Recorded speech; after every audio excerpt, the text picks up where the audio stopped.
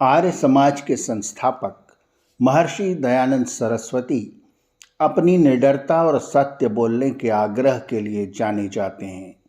उन्होंने पूरी जिंदगी चाहे कितने ही कष्ट सहे, लेकिन किसी के आगे इसलिए सर नहीं झुकाया कि वह शख्स राजा महाराजा या कोई उससे भी अधिक शक्तिशाली इंसान है। महर्षि दयानंद ने सत्य के लिए पत्थर, जूते, चप्पल खाए, उन पर गोबर फेंका गया, उन्हें गालियां दी गई, लेकिन उन्होंने वैदिक मत का मंडन और पाखंड का खंडन करने से समझौता नहीं किया। स्वामी जी के हृदय में दलित, दुखी, सनातनी हिंदुओं को लेकर इतनी करुणा और पीड़ा थी कि जब वे इनको पाखंड में फंसा हुआ देखते तो उनके मुख से पाखंडी मतों के लिए बड़े कठोर शब्द निकलते।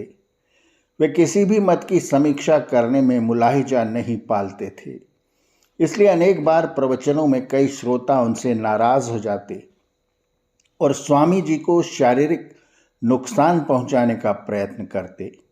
उन्हें उनके जीवन में 18 बार जहर दिया गया और अनेक बार प्राणघातक हमले हुए, लेकिन स्वामी दयानंद ने कभी कठोरता से सत्य कहना नहीं छोड़ा।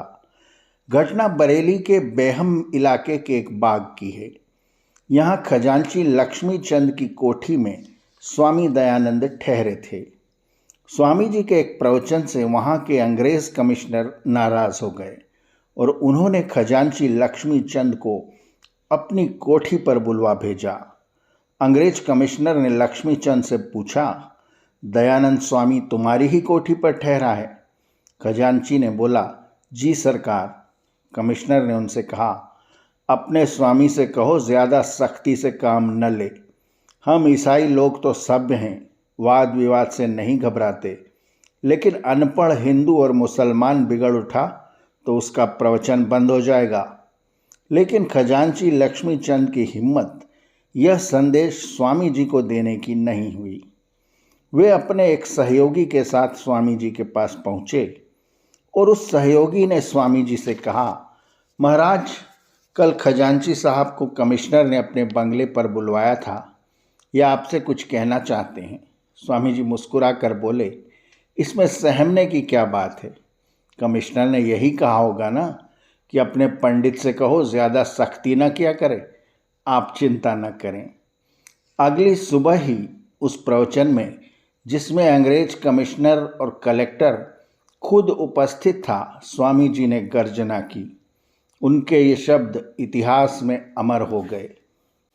उन्होंने कहा, कोई कहता है कि सत्य न बोलो, कलेक्टर नाराज हो जाएगा। कोई कहता है सत्य न कहो, नहीं तो कमिश्नर गुस्सा करेगा। अरे चक्रवर्ती राजा ही क्यों न हो, हम सत्य कहकर ही रहेंगे। शरीर तो अनित्य है, इसकी रक्षा के लिए अधर्म करना व्यर्थ है, परंतु मुझे वो शूरवीर दिखाओ जो मेरी आत्मा का नाश कर सकता हो। और जब तक ऐसा शूरवीर पैदा नहीं हो जाता, मैं यह सोचने को भी तैयार नहीं कि मैं कभी सत्य को दबाऊंगा। कमिश्नर और कलेक्टर की मौजूदगी में प्रवचन स्थल तालियों से गूंज उठा। ऐसे थे ऋषि दयानंद, जिन्होंने जीवन भर सत्य भाषण ही किया। आर्यावर्त की कहानियाँ चैनल को सब्सक्राइब करें और बेल आइकन के बटन को दबाएं, ताकि हम जब आर्यावर्त की कोई नई कहानी आपको सुनाएं तो उसकी सूचना आपको तुरंत मिल जाए। धन्यवाद। नमस्ते।